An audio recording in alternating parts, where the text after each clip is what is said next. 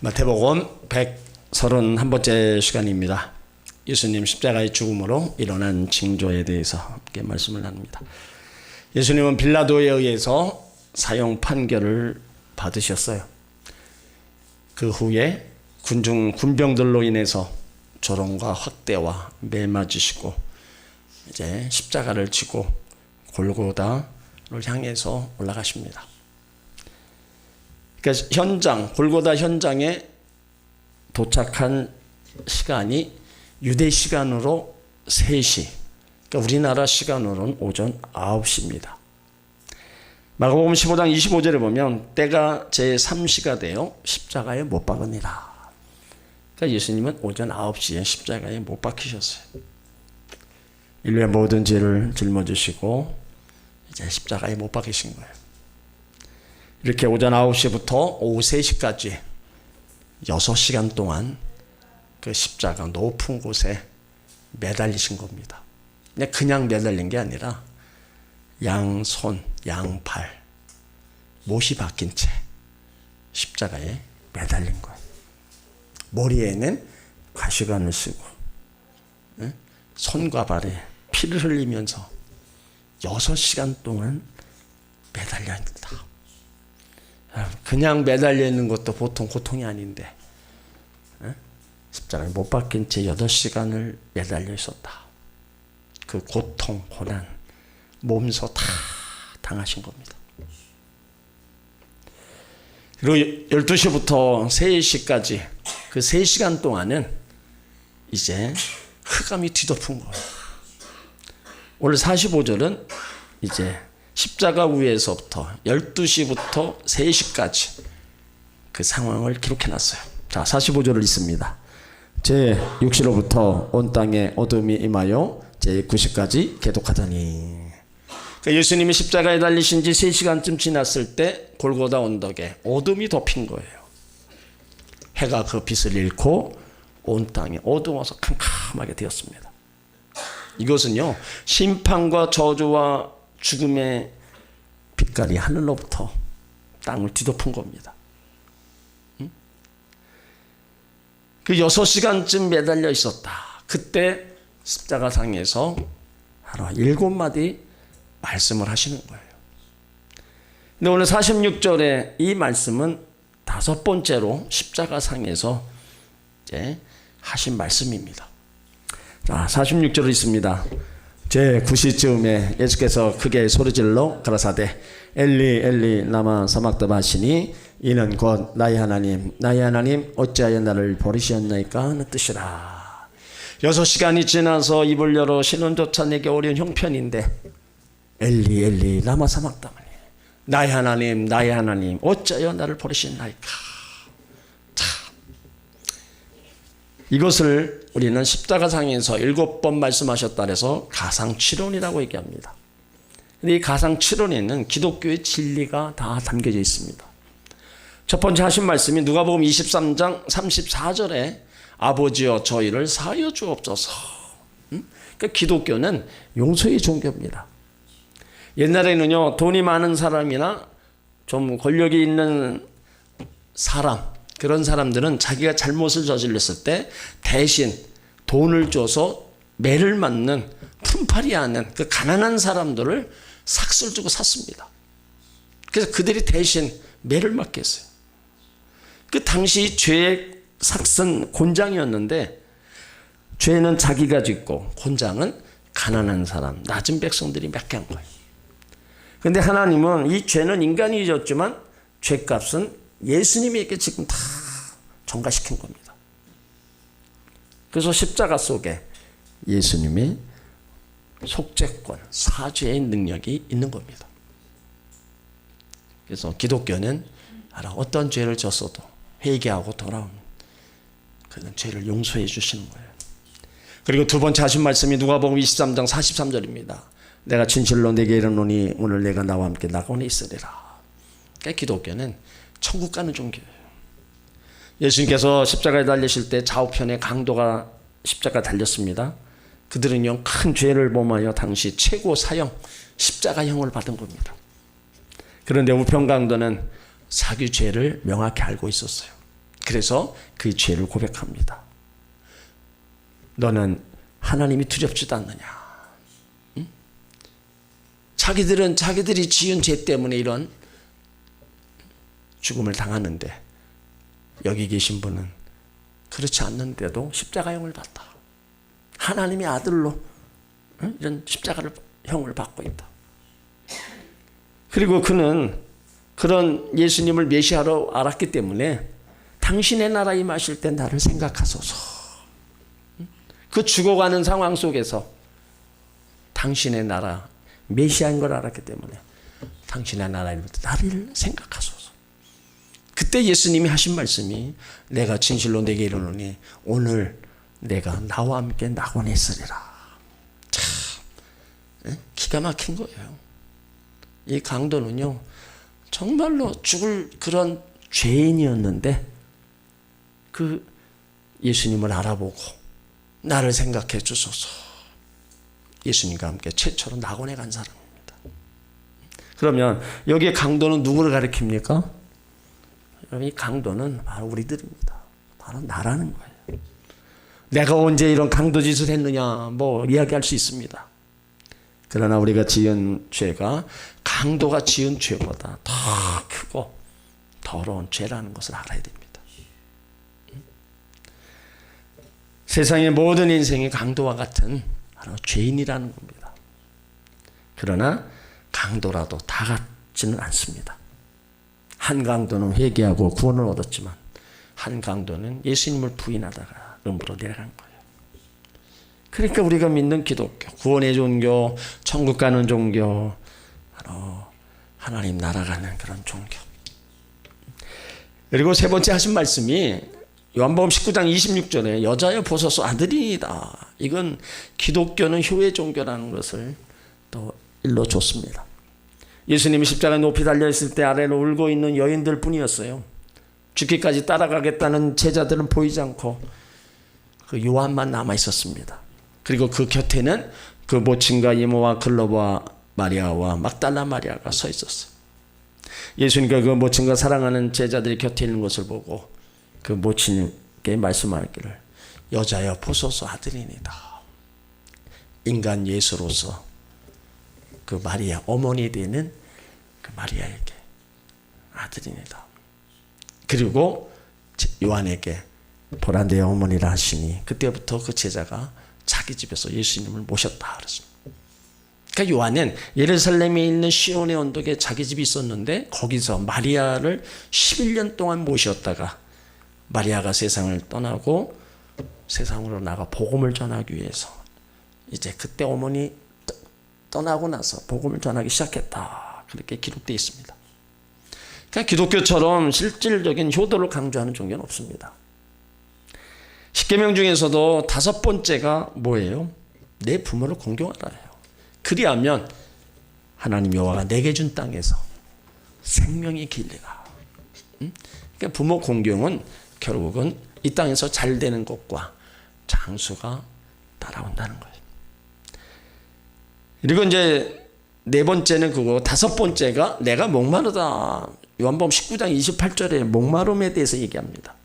그러니까 목마른 인생을 위해서 주님이 대신 목말라 주셨다는 겁니다. 그러니까 예나 지금이나 모든 인생은 누구나 할 것 없이 다 목마른 삶을 살고 있어요. 저마다 다 갈증을 이기지 못해 그 갈증을 해결하여 샘을 찾고 있는 거예요. 어떤 사람은 돈의 샘을 파고 권력의 샘을 파고 지식과 명성의 샘을 파고 쾌락 여러 가지 나름대로 자기의 그 목마름을 해결하려고 다 그쪽으로 찾아다니는 거예요. 그런데 세상이 주는 물은 어떤 것으로 우리의 목마름을 해결할 수 없다는 거예요. 예수님은 이 물을 마시는 자마다 다시 목마르다. 그 사마리아 여인에게 남편을 5명이나 바꾼 그 여인, 그 목마름에 계속 남편을 찾고 찾았지만 결국은 계속 목마른 뿐이다. 그러니까 그 사마리아 여인에게 이 물은 계속 목마른 물이다. 내가 주는 물을 마셔야 그 목마름이 해결된다. 그래서 그 사마리아 여인이 예수님 만나고 나서 자기가 그 목마름이 해결된 것을 고백합니다. 요한복음 4장 14절에 내가 주는 물을 마시는 자는 영원히 목마르지 아니하리니 나의 주는 물은 그 속에서 영생하도록 솟아나는 샘물이 되리라.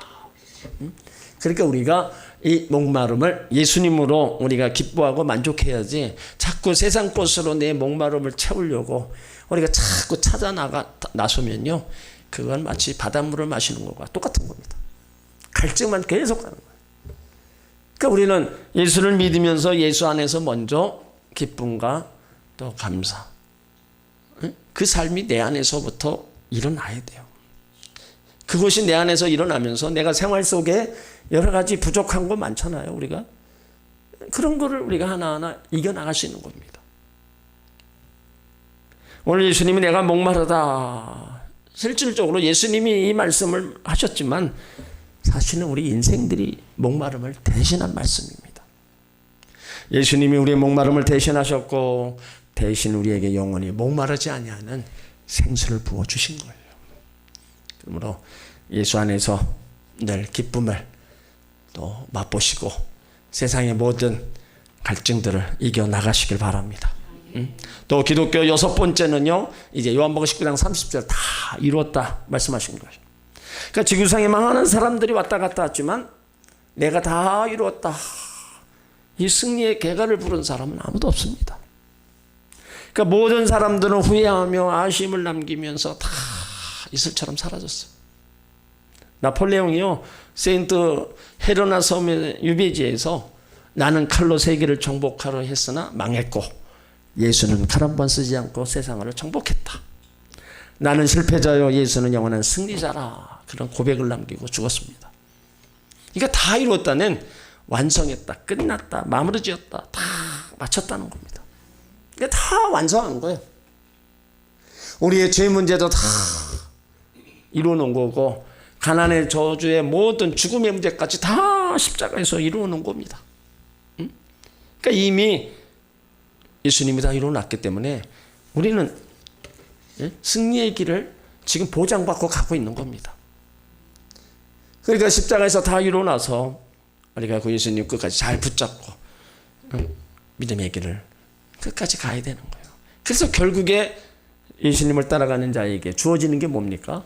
하나님 나라도 주어지고 이 땅에서도 승리의 삶이 주어지는 거예요. 왜 그래요? 예수님이 다 이루어 놓았으니까. 그거를 십자가에서 선포하신 겁니다. 그리고 일곱 번째 마지막 하신 말씀이 내 영혼을 아버지 손에 부탁한다. 그러니까 예수님이 자기 영혼을 아버지께 부탁했다. 그렇다면 우리들도 마찬가지죠. 우리 영혼을 하나님 아버지께 부탁드려야 되는 거예요. 자, 이렇게 일곱 마디를 하셨는데 여기 오늘 본문에 나오는 이 엘리 라마 사박다니 어찌하여 나를 버리셨나이까. 이거는 버림받는 고통의 절규입니다. 하나님에 대한 원망이 아닙니다. 하나님과의 단절에서 오는 고통의 부르짖음입니다. 이 절규는 하나님께 버림받은 괴로움의 절규였어요. 그동안에 하나님은 한순간도 떠나지 않으셨는데 예수님이 인류의 죄를 짊어지신 그 무서운 죄인이 되었을 때 하나님은 떠났고 예수님은 철저히 버림받은 겁니다. 여러분, 버림받는다, 이거는 참 슬픈 일이에요. 부모에게 자식이 버림받고 자식에게 부모가 버림받는 거, 이거는 참 슬픈 일이에요. 그 슬픈 일을 지금 예수님이 당하고 있는 거예요. 하나님께로부터 철저히 버림받고 있습니다. 죄의 결과로 나타나는 벌, 한마디로 하나님께 버림받는 겁니다. 이 원리는 지금도 동일합니다. 인류의 죄짐이 너무나 무거움에 대한 절규라는 거예요. 인성을 가지신 예수님이 십자가 지실 때 가볍게 쉽게 줄 수가 없었어요. 세상 죄를 지고 가는 예수님, 십자가에 달리신 예수님, 그걸 견디다 못해서 하라고 외치신 소리입니다. 그런 이런 부분을 보면서 우리는 하나님의 큰 사랑을 발견해야 됩니다. 하나님은 죄를 미워하시고 싫어하시지만 세상을 사랑하셔서 독생자 예수님을 보내주셨어요. 그래서 그를 믿는 자들에게 멸망치 않고 영생을 얻게 하려 하신 겁니다.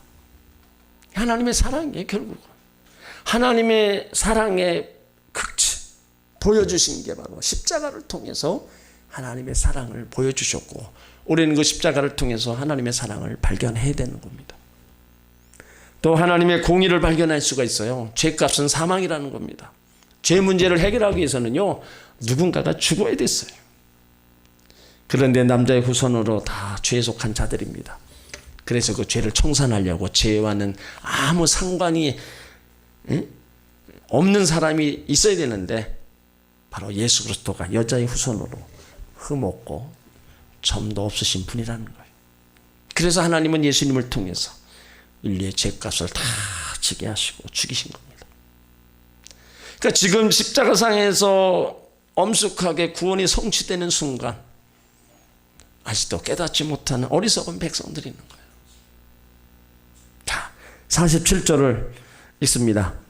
거기 섰던 자 중 어떤 이들이 듣고 가로되 이 사람이 엘리야를 부른다 하고, 어떤 이는 유대인들입니다. 이들은 예수님이 엘리 엘리 라마 사박다나 절규의 소리를 엘리야를 부르는 것으로 착각했어요. 엘리야는 구약의 선지자로 죽음을 보지 않고 승천한 선지자입니다.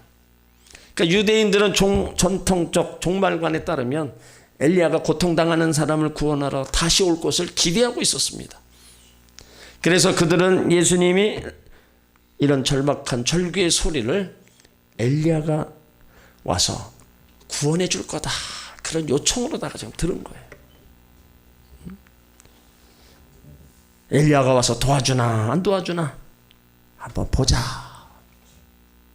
지금 그걸 지금 기다리고 있는 거예요. 자, 48절 있습니다. 그 중에 한 사람이 곧 달려가서 해용을 가지고 신 포도주를 머금게 하여 갈대를 끼워 마시고는, 이 같은 행동은 예수님에 대한 동정심의 근거라기보다는 예수님의 생명을 조금 더 연장시켜서 과연 엘리야가 구해주는지를 보려고 한 악한 의도에서 그랬다는 겁니다. 해용의 신 포도주를 먹으며 그것을 갈대에 끼워 예수님을 마시게 한 행동은 그냥 행동이 아닙니다. 이것 또한 구원 예언의 성취가 이루어지는 현장이라는 거예요.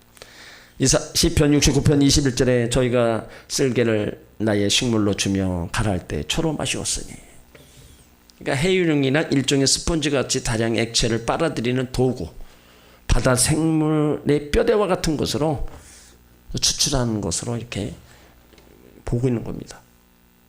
그러니까 신포도주, 원래 식초라는 뜻으로 이거를 결합물에 섞여서 만든 노마의 음료수로 보는 견해가 또 있어요. 그리고 또 그거를 먹음으로 몸의 고통을 조금 더 덜하게 하는 그런 일로 이것을 마시게 한 거예요. 근데 예수님은 그것을 맛을 보고 거절하셨어요. 49절에 보면 그들의 조롱이 계속됩니다. 49절 있습니다. 그 남은 사람들이 가로되 가만두어라, 엘리야 와서 저를 구원하나 보자 하더라. 가만두어라, 엘리야 와서 구원하나 보자. 예수님을 십자가에 못 박은 유대인들은 죽음에 이르는 것을 알고도 조롱하고 있습니다. 그러니까 예수님은 조롱당한 이유가 전혀 없는데 인류의 죄를 청산하시려고 수모와 멸시 천대를 다 그냥 끝까지 받는 거예요. 빌라도 사형 집행 끝나고 나서 군병들로부터 이 십자가 위에서까지도 끝까지 멸시와 천대와 조롱 다 받고 계시는 거예요. 이제 예수님이 운명하시는 시간이 다가옵니다. 50절 봅니다. 예수께서 다시 크게 소리 지르시고 영원히 떠나시다. 크게 소리 지르신다는 것은 요한복음 19장 30절에 내가 다 이루었다는 말씀이에요. 이 소리는 구속의 성업을 다 이루었었다는 승리의 선언입니다. 그러니까 33년 구속 사역의 마지막 6시간을 십자가 상에서 그 사역을 다 성취하신 거예요. 그리고 대속의 은혜를 믿는 자들에게 새 구원의 문을 열어주신 겁니다.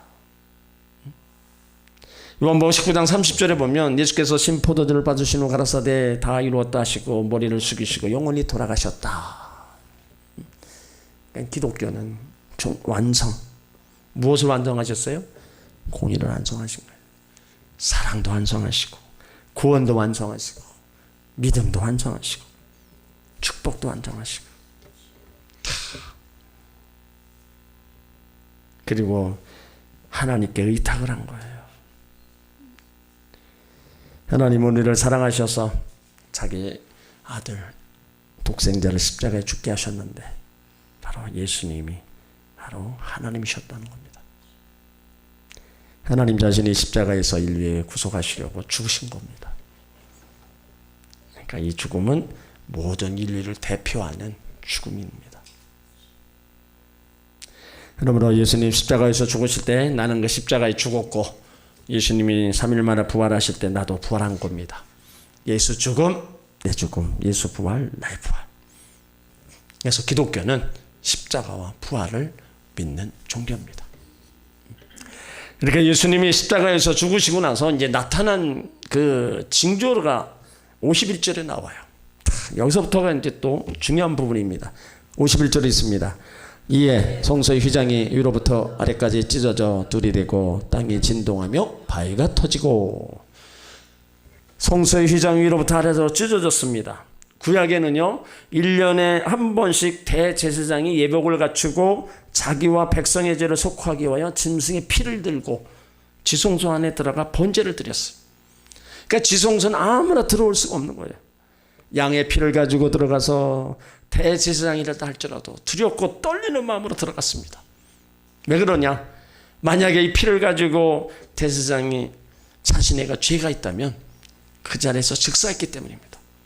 그래서 허리춤에다가 방울을 달고 끈을 묶어서 제사장이 지성소에 들어갔어요. 방울 소리가 나면 제사를 하는 거고 방울 소리가 들리지 않으면 죽은 거예요. 그래서 지성소 안에서 아무나 들어갈 수 없기 때문에 밖에서 그 줄을 당기는 겁니다.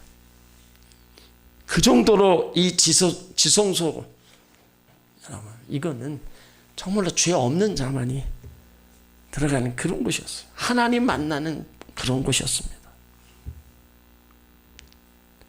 근데 그 성소와 지성소 사이에 가로막혀 있던 그 휘장이 이제 찢어진 겁니다. 예수님이 십자가에서 죽으시는 그 순간 위에서 아래로 쫙 찢어졌어요. 이것이요 십자가에 대한 하나님의 응답입니다. 자, 히브리서 9장 11절로 12절을 보세요. 그 사건에 대해서 여기 아주 자세하게 다 기록해 놨습니다.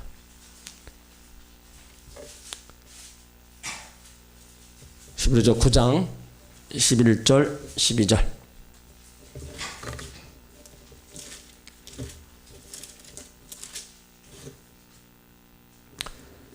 같이 있습니다. 그리스도께서 장래 좋은 일의 대제사장으로 오사 손으로 짓지 아니한 곧 이 창조에 속하지 아니한 더 크고 온전한 장막으로 말미암아 염소와 송아지의 피로 아니하고 오직 자기 피로 영원한 속죄를 이루사 단번에 성소에 들어가셨느니라. 구약에서는 송아지를 잡고 염소를 잡아서 그 피로 내 죄를 1년에 한 번씩 용서받았지만 이제는 예수님이 그 몸을 찢기시고 그 피를 흘리심으로써 영원한 속죄를 이루신 겁니다. 그러니까 예수님이 물과 피를 다 쏟으시고 운명하시는 그 순간에 구약의 제사가 파기게 된 거예요. 예수님께서 인류의 완전한 제사를 십자가에 드리심으로 구약의 제사가 완성되어 하나님과 나 사이에 막힌 담이 무너지고 말았습니다. 그래서 예수를 믿는 자는 누구든지 하나님 앞에 나갈 수 있게 된 거예요. 예수님이 십자가에서 운명하시는 순간 그때 나타난 첫 번째 징조가 휘장이 갈라진 것이고 이제 두 번째 징조가 땅이 진동하고 바위가 터졌다 이렇게 얘기합니다. 이거는 마귀의 세력이 강하고 사람의 세력이 땅덩어리 같이 견고하여도 예수님 구속으로 그것이 다 진동되고 깨져나간다는 거 상징적으로 보여준 겁니다. 그리고 세 번째 징조 이제 52절로 53절로 3절까지 나옵니다. 자, 같이 있습니다. 무덤들이 열리며 자던 성도의 몸이 많이 일어나되 예수님 부활 후에 저희가 무덤에서 나와서 거룩한 성에 들어가 많은 사람에게 보이니라. 여기 자던 성도는 죽은 성도입니다. 기독교는 죽음으로 끝을 보지 않고 이렇게 자는 것으로 보는 겁니다. 회장장 야이로 딸을 살리면서 예수님이 잠을 깨우러 간다 그랬어요. 그리고 나사로가 죽었을 때도 내 형제 나사로를 깨우러 간다. 그 죽음을 자는 것으로 얘기합니다. 무덤이 열려지고 자던 성도들의 몸이 일어났다는 거예요. 이거는 부활의 시작임을 알려주는 겁니다. 무덤이 열렸습니다. 예수님 십자가에 달리심으로 인해서 무덤이 열려진 거예요. 물론 아직 안 열려진 무덤들도 있습니다. 그러나 언젠가는 다 열려질 겁니다. 이것이 바로 부활의 시작이라는 겁니다. 53절에 예수님 부활하신 후 자던 성도들이 무덤에서 나와 많은 사람들에게 보였다고 했는데 이것이 바로 부활의 능력이라는 겁니다. 땅이 진동하고 바위가 터지고 죽은 자가 살아났다는 건 무엇을 의미해요? 예수님의 십자가의 죽음은 완전한 죽음이고 그의 죽음으로 인해서 모든 사망과 죄와 사탄의 권세가 다 무너졌다는 거예요. 무덤이 열리고 살아났다는 거, 죽음을 예수님이 정복했다는 겁니다. 그러니까 예수님은 죽었지만 승리했다는 것을 하나님이 보여주시는 거예요. 그리고 거룩한 성은 예루살렘을 가리킵니다. 그들이 예수님 부활 후 살아나서 예루살렘에 들어가서 많은 사람에게 보이고 하나님 나라를 간 거예요. 이 말씀의 또 다른 신령한 뜻은 예수님 구속으로 인해서 죽었던 영혼들이 많이 살아서 구원을 받게 될 것을 가르쳐준 사건입니다.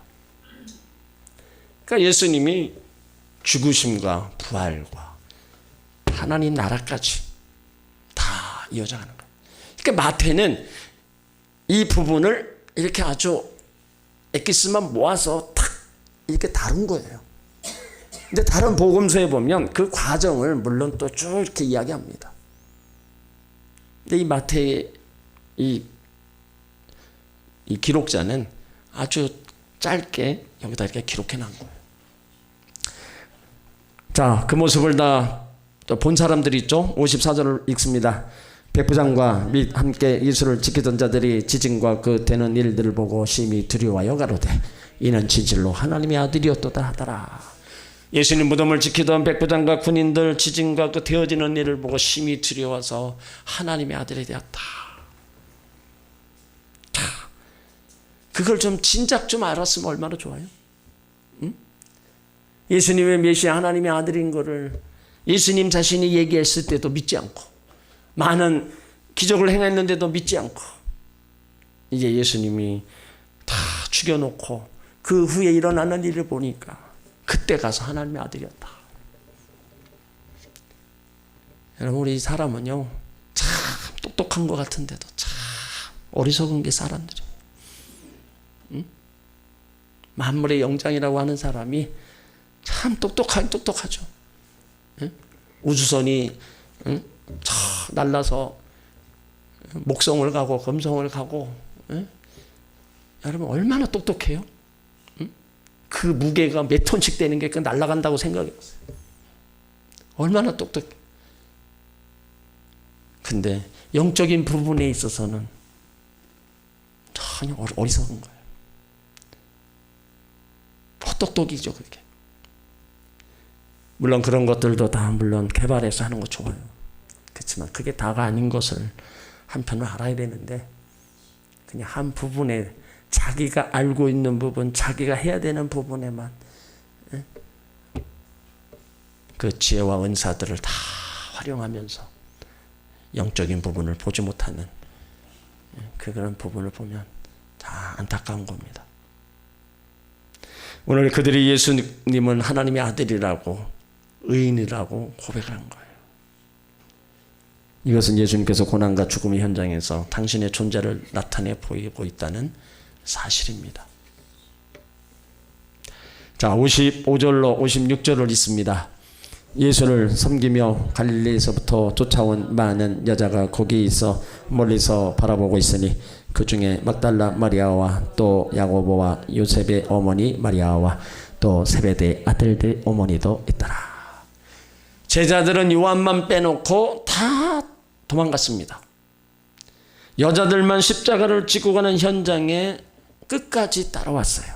다 지켜봤습니다. 그러니까 여자들은 다 갈릴리에 따라온 여자들이에요. 그 중에 막달라 마리아도 있었습니다. 이 막달라 마리아는 7 귀신이 들렸다가 예수님께 고침받은 여인이었어요. 그리고 부활의 첫 아침에도 예수님 무덤에 제일 처음 찾아간 여인입니다. 그러니까 여기 나온 여인들은 예수님 복음 때문에 생명을 건 일꾼들이에요. 이런 걸 보면 신앙과 믿음 다 남자보다 여자들이 더 좋은 걸 볼 수 있어요.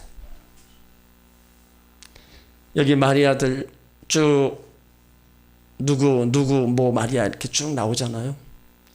예수님 죽음 현장까지 끝까지 간 거예요. 여러분들도 예수님 떠나지 말고 그 죽음의 십자가 현장까지 또 따라가시기 바랍니다. 얼마나 이 여인들의 이 신앙 모습이 아름답겠어요. 제자들 다 도망가고 여인들만 다 끝까지 주님과 동행하면서 그 자리를 다 지킨 거예요.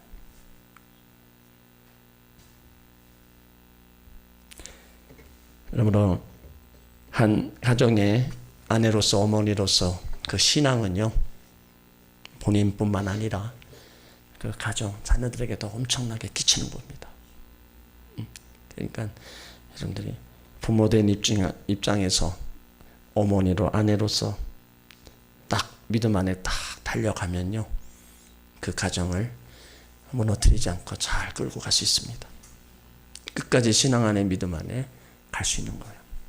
그래서 어머니들의 신앙이 여러분 중요한 겁니다. 그 신앙이 여러분 모든 고통 어려움들을 다 이겨나가고 애들 다 신앙 안에 믿음 안에 또 다 끌고 가는 거예요. 요즘은 부모가 똑똑하고 지혜로워야 자식들도 다 공부 잘 시키고 잘 인도합니다. 마찬가지로 부모의 신앙이 좋았고 또 믿음 안에 살아가야 자녀들을 또한 그렇게 끌고 갈 수 있는 거예요. 그 시작이 부모로부터 시작된다는 거. 기도도 있고 또 함께 복음 전하면서 부모의 그 신앙 안에서부터 다 시작되는 거예요. 그렇기 때문에 가정에서 아내로서 엄마로서 여러분들의 역할이 나 혼자만의 문제가 아니라 가정, 자녀들, 손자, 손녀들까지 그 대를 다 영향력을 미친다는 걸 여러분들이 아셔야 됩니다.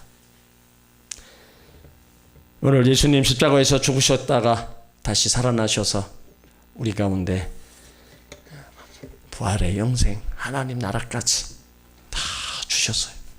그렇다면 오늘 여기 나오는 이 마리아들처럼 우리도 끝까지 주님의 일을 위해서, 하나님 나라를 위해서 끝까지 달려가시길 바랍니다. 우리는 예수님을 직접 만나지는 않았어요. 그렇지만 보지 않고 믿는 자가 더 복되다 하셨고, 지금까지 성경을 통해서 여러 가지 내 삶에 역사하셨던 그런 모든 것들을 우리는 다 볼 때 지금도 살아계셔서 우리와 같이 계시고 우리와 동행해 주시고 우리를 도와주신다는 거예요. 그러니까 그 주님을 끝까지 붙잡으면 우리는 이 땅에서도 그 은혜와 복 그걸 누릴 수도 있지만 바로 죽었다가 부활하여 하나님 나라에 이르는 그 영광도 얻게 될 줄 믿습니다.